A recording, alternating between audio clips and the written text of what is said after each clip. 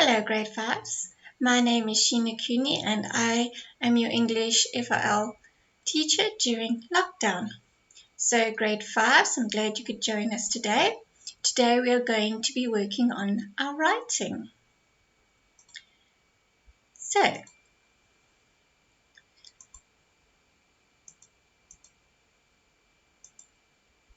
So we learned this is the writing process, which is one of the most important parts of writing. Without the writing process, you can't do a proper presentation of your writing. You need to use it every single time that you do your writing, whether it's a letter, whether it's a story, no matter what you're writing, the writing process needs to be used. The first part of the writing process is your brainstorming. That is when you come up with all your ideas, your characters, where it's going to happen, what's going to happen, how it's going to happen. We usually do that in a mind map, or we call a spider diagram. Your first draft is when you put all your ideas on paper. You're not necessarily looking at you are making sure there's punctuation, you are making sure that your spelling is the best you can be, but this is the creative side. You put everything going on in your mind as it comes out, your idea of your story. Your second draft, you go back. You make sure it's in paragraphs, or you put it in paragraphs, you check your spelling, you're adding words you think will improve the sentence, you're checking your punctuation, your capital letters, etc. And you're also making sure that your story makes sense. Okay, so now for your revising and proofread. Revising is reading through the whole story and making sure that it flows. Every paragraph links to the next paragraph. Proofreading is also checking your sentence structure, and this includes punctuation and spelling. You can also, for this section, get somebody that you know or that can just read your story.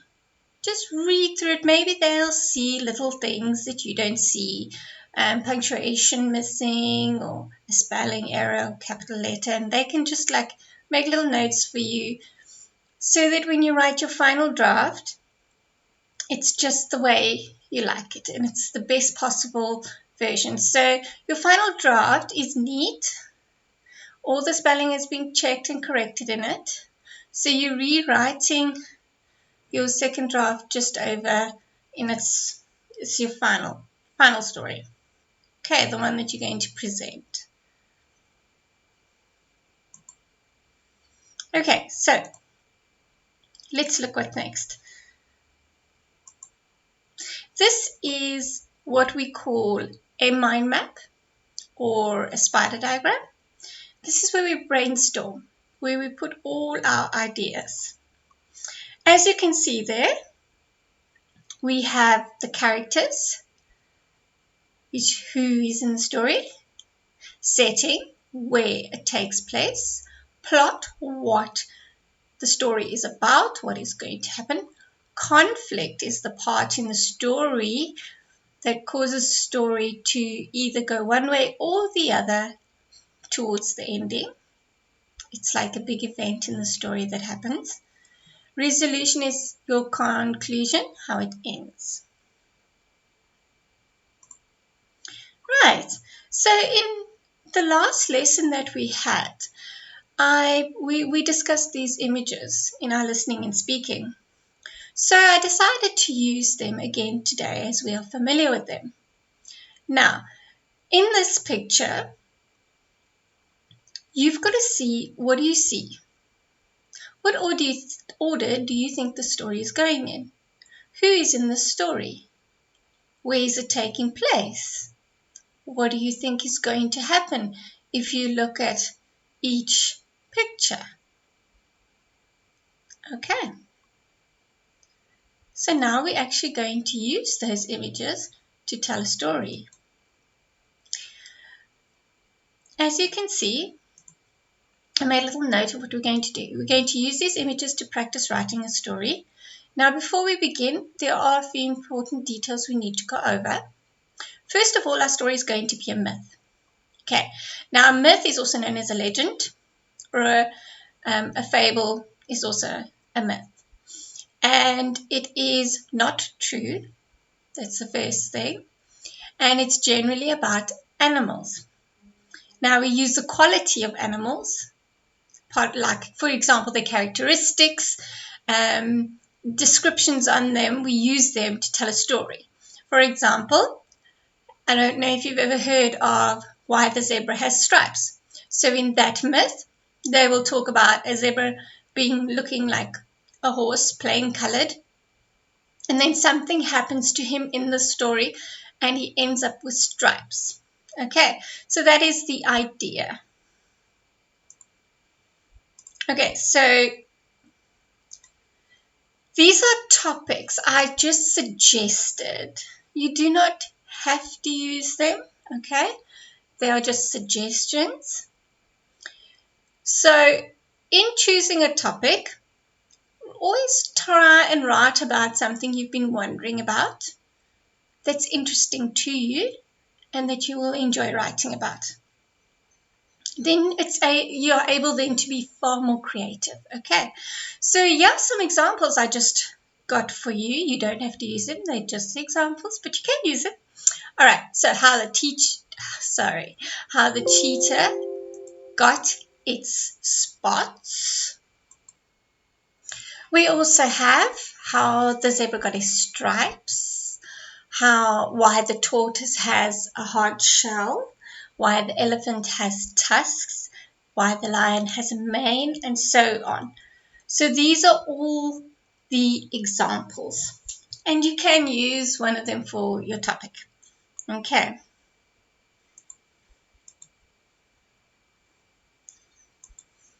This is the mind map that I put together using the images of the hippo. So if you remember, going back these pictures, okay, I'm using them to organize my mind map. All right, so over here, I have the characters, that's who's in the story. So we have a family of hippos, hippo egret, that's the little bird. And then if we go back and we look where they were, so you can see that there's grass, there's felt, there's trees, there's mud, there's a river or body of water. So over here, right, I see mud, felt, river. So that's my setting. This is the title I gave my story, Say Hello to Hippo. I chose to use that title. The plot in the story is Hippo doesn't need a friend, egret wants to be friends. Okay. The climax in the story, or the event that happens that changes the way the story goes, chases away helpful bird, ticks and fleas bite. Okay. And the conclusion, the resolution or the ending, egret and hippo become best friends. Now, if you look at this, these are only keywords. Do you see that I did not use full sentences? Your mind map should not take more than 10 minutes. It must be quick. Your ideas are just keywords. You put names, you put places, you put adjectives, you put quick event, a few, like 3 or 4 words. So do not write full sentences because you're going to do that in your story. You do not want to waste this time of brainstorming, writing full sentences. Just quick key words. Your keywords are generally verbs or nouns or adjectives or adverbs. Okay, you want to put them in there. Now, we are going to start writing our story. If you look at this page, you will see that these images came with keywords. I used some of them in my brainstorming as well. Okay, so you're welcome to use them in your story if you're presented with keywords. Okay, so I started my first sentence. Now, because it is a myth, you can start with the words once upon a time. You can do that. I started with a family of hippos. But one can say, once upon a time there was a family of hippos. Now, your story needs to be in past tense because you're retelling something that has already happened. So you do not write in present tense or future tense. You write in past tense. Okay? A family of hippos lived in the grassy veld beside a muddy river. Okay, so now you know the who, you know the where. Okay.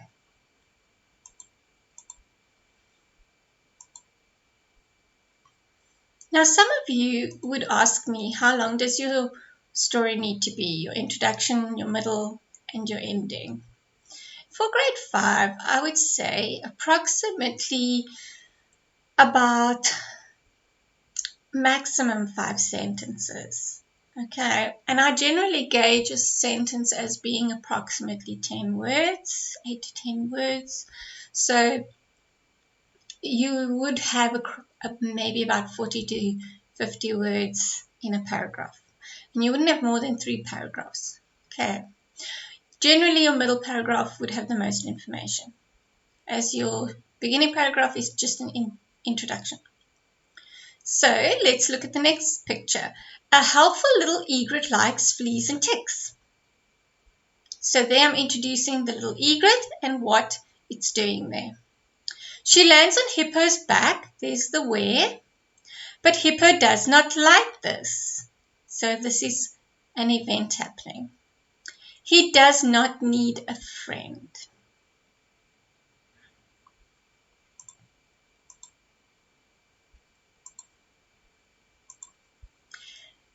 Then we look at the next picture, see what happened after that. Hippo's mother and father told the little hippo not to do that. The helpful little bird would eat all the ticks and fleas. So they are saying, don't chase him away. He's going to help you.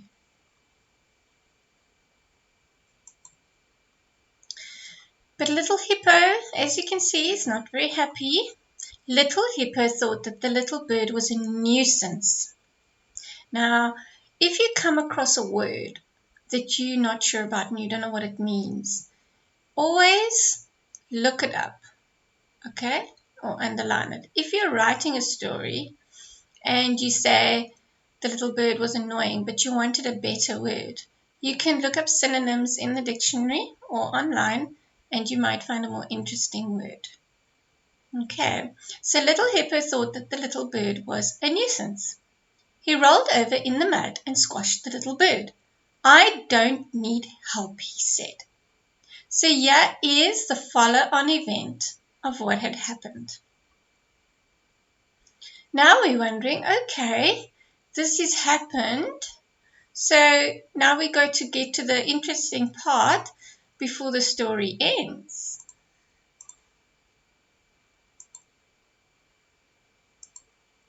So here is the climax in the story. This is where something really, really important happens to change the ending. Okay, so if we had to end the story where we were before, it would end up little hippo chasing the little bird away, and that would be that. However, this is the middle part of the story where the interesting things are happening. After a while, the fleas and ticks bite little hippo.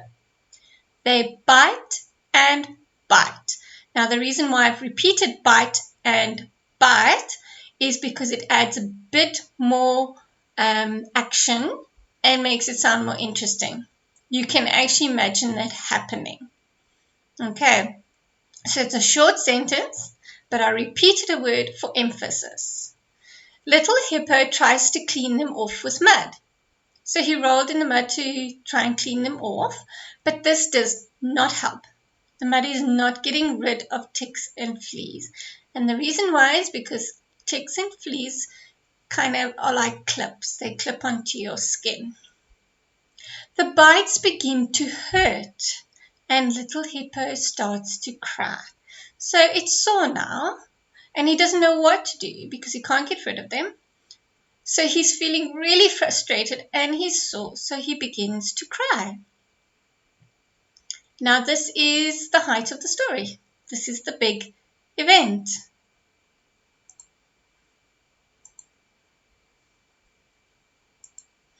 Now we are ending. This is the final paragraph, the conclusion or the resolution, the ending, how the story is going to end. Little Hippo sees Egret flying by, and he calls out, "Please help! I promise I won't drown you." The little bird landed immediately on Little Hippo's back, and now they are the best of friends. Now you can see I use the word immediately. Okay, that is a adverb of time. Okay, landed immediately. So I'm just making, I could have said the little bird or the bird landed on Hippo's back, but that's a bit boring. So we need to make it interesting. So we say the little bird, which is your adjective, landed immediately, which is the adverb of time, on Little Hippo's back. Little, another adjective.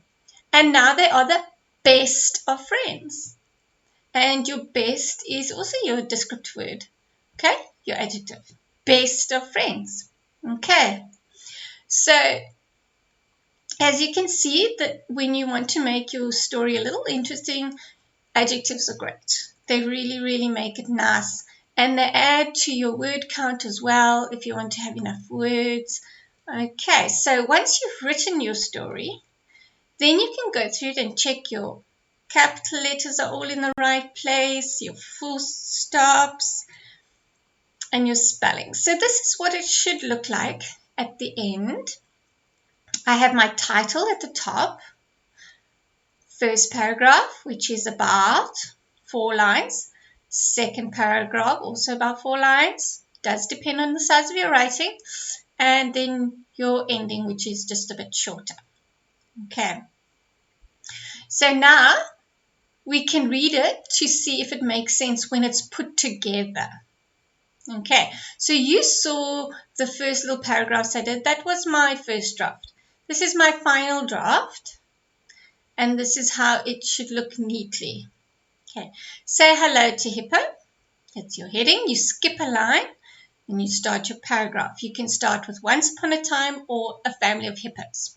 A family of hippos lived in the grassy veld beside a muddy river. Apologies there. I'm just trying to move this a bit out the way. There we go. Move this a bit back. A helpful little egret likes fleas and ticks. She lands on Hippo's back, but Hippo does not like this. He does not need a friend. Hippo's mother and father told the little hippo not to do that. The helpful little bird would eat all the ticks and fleas. So this is my introduction of the characters, who is in the story, where it is happening, and what the plot is. Okay, the plot in this case is little egret wanting to eat the ticks or fleas off Hippo's back, and he doesn't like it. Okay, so we skip a line, always skip a line between paragraphs, and then we start our climax in the story, our big event. What's going to change the story to have a good, bad, or different ending. Little Hippo thought that the little bird was a nuisance. He rolled over in the mud and squashed the little bird. "I don't need help," he said. After a while, the fleas and ticks bite Little Hippo. They bite and bite. Little Hippo tries to clean them off with mud, but this does not help. The bites begin to hurt, and Little Hippo starts to cry. So this is your main event. He gets rid of the little bird, he shouts at him, and then he suffers. So that was his action and cause. The effect is that he suffered afterwards. He started hurting when the little ticks and fleas started bite, and he could not get them off. Remember, hippos are very big animals. They do not have paws and arms that they can reach back and get rid of little things.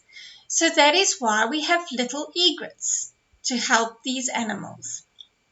So then we have leave a space open, and we start our conclusion, our ending, how the story is going to end.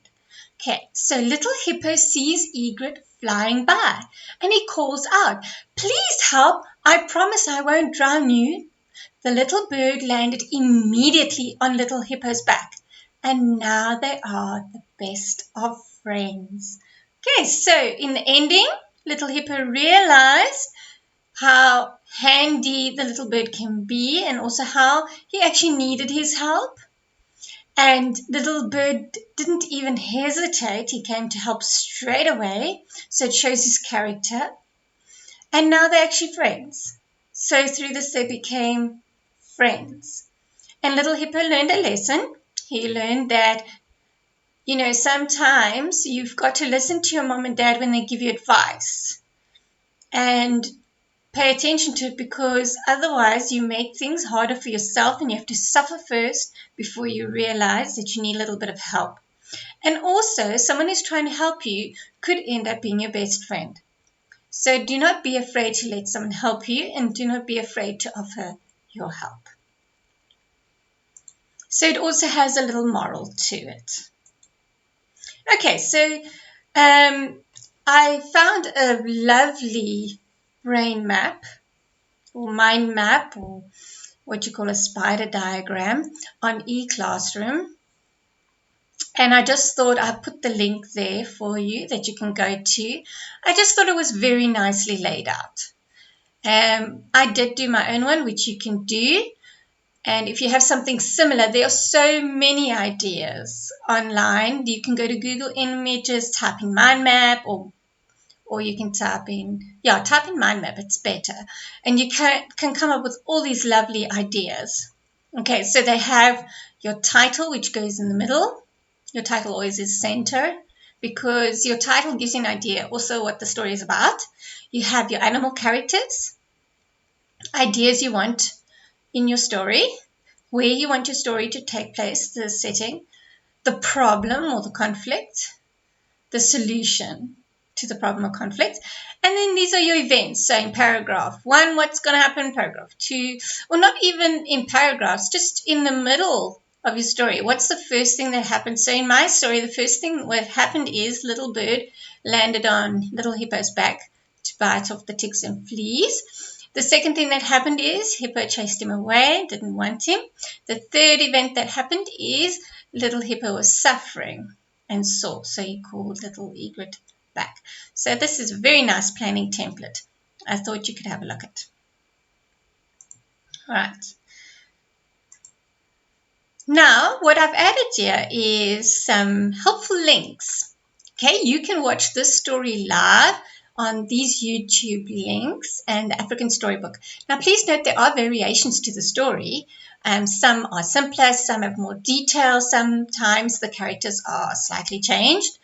But at the end of the day, it's still the way a myth is, and it'll give you some nice ideas, and you can enjoy watching and reading a story. They often have lovely little words, the reading words alongside the video as well. African Storybook is amazing, very colorful. I absolutely love them. You can find some lovely myths there. And this is the classroom site where you can look for your planning template. Okay, so next week, well, not next week, I apologize. In our next lesson, we'll be working with nouns and adjectives, question words, and connecting words. Sometimes a lesson does take a little bit longer. So if we take a little bit longer doing our nouns, then we'll just do the next language lesson with adjectives. Okay, so I'd love to see you all at my next lesson. We're going to be doing language, and I want to thank you all for joining us today. It's been really awesome teaching you guys, and I do hope you have a lovely afternoon. But before you go, I would like to ask you to write your own story, an animal story. Use your writing process. Get somebody to help you edit and proofread your story. And then you can send it to #LockdownESchool, or you can put it on Twitter or on Instagram, or take a photo and send it with the chat, with the YouTube. There's so many ways. I'm sure your family even have ideas on how you could forward it to us. This is my information if you want to send it to African Geeks. This is my Twitter label and handle and my Instagram handle. You can send it there to me as well. I would absolutely love to read your stories. So thank you so much. It was absolutely awesome being able to teach you guys, and I would love to see you in the next lesson. Have a lovely afternoon. Bye.